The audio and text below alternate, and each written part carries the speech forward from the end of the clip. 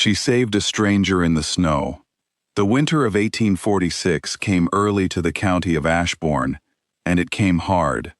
By the third week of November, snow had already buried the hedgerows and turned the roads into white ribbons winding between farms like forgotten threads. In the small village of Millbrook, smoke rose from every chimney, and people kept to their homes unless duty called them outside. Eliza Hartley had no choice but to go out. Her family's small cottage sat at the edge of the village, near the woods, and her mother had been ill for 3 days with a fever that would not break. The physician in town had given her herbs and told her to keep the woman warm, but the firewood was running low, and the cold that night was the kind that crept through walls and stole the breath from lungs. Eliza was 22 years old, the daughter of a former blacksmith who had died 2 winters before, leaving his widow and daughter to manage as best they could. She was practical, quiet, and used to hard work. Her hands were rough from years of mending nets for the fishermen who passed through the village, and her face, though young, carried the seriousness of someone who had grown up too fast. That evening, she wrapped herself in a worn wool cloak, took up an axe, and walked into the woods behind the cottage to find branches dry enough to burn. The snow fell steadily, and the light was already failing, but she knew the woods well enough to walk them blind if she had to. She had gone perhaps half a mile when she heard it, a low groan, almost lost beneath the wind. She stopped, axe in hand, and listened. The sound came again, weaker this time, from somewhere off the path, near a frozen stream. Eliza was not a foolish woman, and she knew the dangers of wandering off in a storm. But she also knew that a sound like that meant a person was in trouble, and she could not walk away from it. She pushed through the brush, snow soaking through her boots, until she found him. A man lay half buried in a drift near the stream's edge, his cloak dark and heavy with melted snow, his face pale as the ground around him. He wore fine clothes beneath the cloak, the kind she had only seen on travelers passing through to the larger towns. But his fine boots had done him no good. One ankle was twisted at a wrong angle, and his lips had already taken on a bluish color. She did not stop to wonder who he was, or why he was out here, miles from any proper road.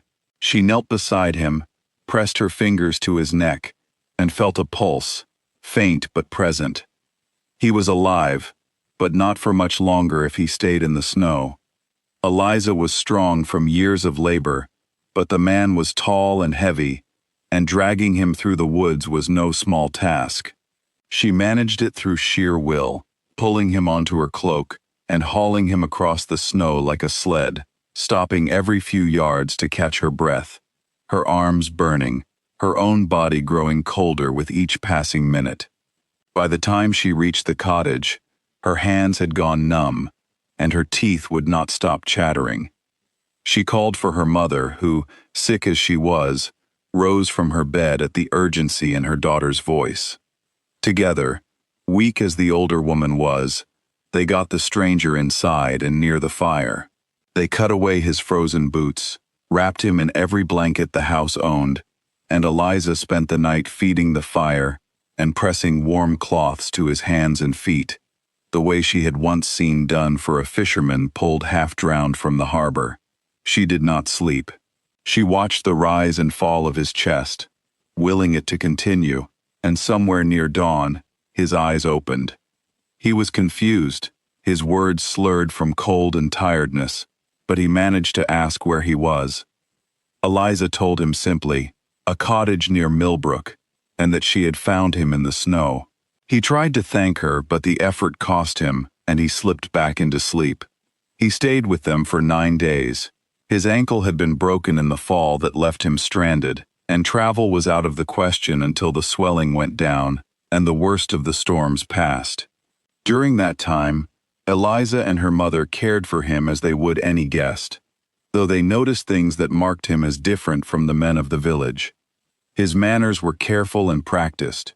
His clothes, even ruined by snow, were of a quality that spoke of money. He carried himself, even injured, with a kind of quiet authority. He gave his name as Edmund, nothing more, and did not speak much of where he had come from, or where he had been going. Eliza did not press him. She was not in the habit of prying into other people's affairs, and there was too much work to be done keeping the household running, while her mother's fever slowly broke. But over those 9 days, something like friendship grew between them, built in small moments. Edmund taught her mother a card game to pass the long evenings. He asked Eliza about her father's old trade, and listened with real interest as she explained how a forge worked. He noticed the way she gave the better portions of food to her mother and ate little herself, and though he said nothing about it, he made sure she had no choice for the rest of his stay. On the 9th day, a group of riders came through the village asking after a missing traveler. When they found the cottage, their relief was immediate and overwhelming.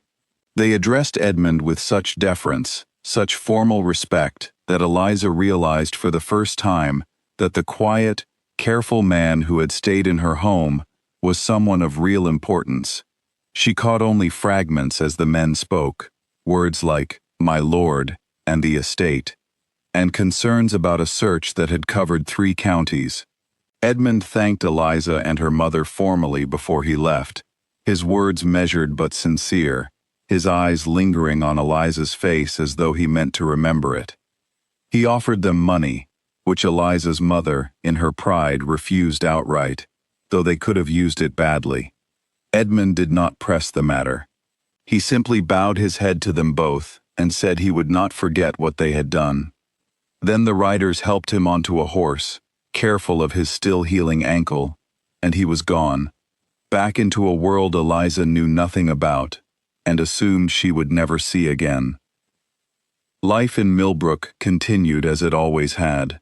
Eliza's mother recovered fully by the time spring arrived, and the memory of the stranger in the snow became something the 2 women spoke of occasionally, almost like a story rather than something that had truly happened. Eliza never learned Edmund's full name, and she did not think to ask. She had done what any decent person would do, and she did not expect anything to come of it. The years that followed were not easy, but they were steady.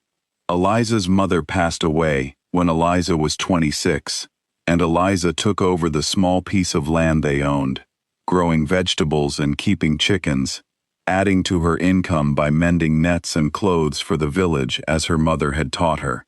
She never married, not for lack of offers, but because the men who asked were not men she wished to spend her life beside, and she had grown comfortable in her independence, however modest it was. By the time Eliza reached 30, the village of Millbrook had changed somewhat. A new road connected it to the larger market town, and with it came more travelers, more trade, and slowly, more prosperity for those willing to work for it. Eliza began taking in sewing from wealthier families who passed through, and her reputation for fine, careful work spread beyond the village itself. It was in the autumn of that year, 8 years after the storm that had brought a stranger into her life, that a carriage arrived in Millbrook, unlike any the village had seen before. It was finely made, drawn by 4 matched horses, with an emblem on its door that none of the villagers recognized, but all understood to mean wealth and rank beyond their own experience. The carriage stopped near the small lane that led to Eliza's cottage, and a footman climbed down to ask the villagers gathered nearby where he might find a woman named Eliza Hartley. Word reached Eliza while she was in her garden, her hands dirty with soil, her hair loosely tied back, entirely unprepared for visitors of any kind, let alone visitors of this caliber. She wiped her hands on her apron and walked toward the lane, with a mix of curiosity and unease, wondering what business someone so grand could possibly have with her. The carriage door opened, and a man stepped down, leaning slightly on a cane, though he moved with the ease of someone long since adjusted to whatever old injury required it. He was older now, his dark hair touched with gray at the temples, his face more lined than she remembered. But the moment his eyes found hers, Eliza knew him. It was Edmund. Except, as the footman addressed him, and as Eliza would soon learn in full, he was not simply Edmund. He was the Duke of Ashbourne, head of one of the oldest and most respected families in the region, a man whose lands stretched across 3 counties, including, as it happened, the very village in which Eliza had lived her whole life, though their paths had never crossed again until this moment. The Duke approached her slowly, his cane tapping against the frozen ground, and for a long moment, neither of them spoke. Eliza was too stunned to find words, and the Duke seemed to be studying her face, as though confirming something he had long suspected, but never been entirely certain of. "I have looked for this cottage for longer than I care to admit," he finally said. "The records of the search party were unclear, and I was in no state that winter to remember the way myself. But I never forgot the woman who pulled me from the snow." Eliza found her voice at last, though it came out unsteady. She told him she had not expected to see him again, that she had assumed whatever business had called him away that day had simply carried him back to his own life, far from a village like Millbrook. The Duke shook his head. He explained, as they stood there in the cold autumn air, that he had spent years, between the demands of his title and his estates, trying to locate the cottage where he had nearly died, and the woman who had saved him. He had remembered her first name, but not her family name, not the precise location of the cottage, only the general direction of the woods, and the kindness shown to him by 2 women who owed him nothing and had asked for nothing in return. He told her that in the years since, he had thought often of that night, of how close he had come to dying alone in the snow, and how a stranger's decision to investigate a sound in the storm, rather than hurry home to safety, had changed the entire course of his life. He had built hospitals in her honor, he said, in villages much like Millbrook, places where the poor could receive care regardless of their ability to pay, because he could not forget how easily things might have gone differently for him without someone willing to help a person who could offer nothing in return. Eliza, overwhelmed by all of this, invited him into her home, the same modest cottage where he had once recovered, now quieter without her mother's presence, but kept with the same careful order. They spoke for hours that day, catching up on years apart, the Duke sharing the responsibilities and burdens of his title, Eliza sharing the simple, steady rhythm of her life in the village. Before he left that evening, the Duke made Eliza an offer. He told her that the debt he owed her could never truly be repaid, but he wished to do what he could. He offered her a position overseeing the new hospital being built in the county, a role with responsibility, respect, and an income that would change her circumstances entirely. He told her she need not decide immediately, that he understood such a change would take consideration. But Eliza, practical as ever, did not need long. She had spent her life caring for others in whatever small ways she could, mending nets, nursing her mother, pulling a stranger from the snow. The chance to do that same work on a larger scale, to help people the way she had once helped him, was not something she needed to weigh for long. She accepted. In the years that followed, Eliza Hartley became known throughout the county, not as a blacksmith's daughter from Millbrook, but as the woman who ran the Ashbourne Charitable Hospital with a steady hand and a fierce dedication to its patients, regardless of their station. She never forgot where she came from, and she never let the hospital forget it either. The poorest families in the county received the same careful attention as anyone else who walked through its doors. The Duke visited often, not merely as a patron checking on his investment, but as a friend who valued her counsel and her company. Over time, that friendship deepened into something neither of them had expected nor sought, but both came to cherish. They married 3 years after he first found her cottage again, in a quiet ceremony attended by villagers from Millbrook, who still remembered the night a stranger had been pulled from a snowstorm by a young woman with an axe in her hand, and no fear of the cold. Eliza never forgot that the kindness she had shown on an ordinary winter night, with no thought of reward, had returned to her many times over. She often told the story to those who asked, not as a tale of fortune or fairy tale romance, but as a reminder that the smallest decisions, a sound heard in a storm, a choice to investigate rather than walk away, could change the course of a life in ways no one could ever predict. And in the village of Millbrook, where the woods still grew thick and the winters still came early, the story of the woman who saved a stranger in the snow was told for generations, not as legend, but as truth.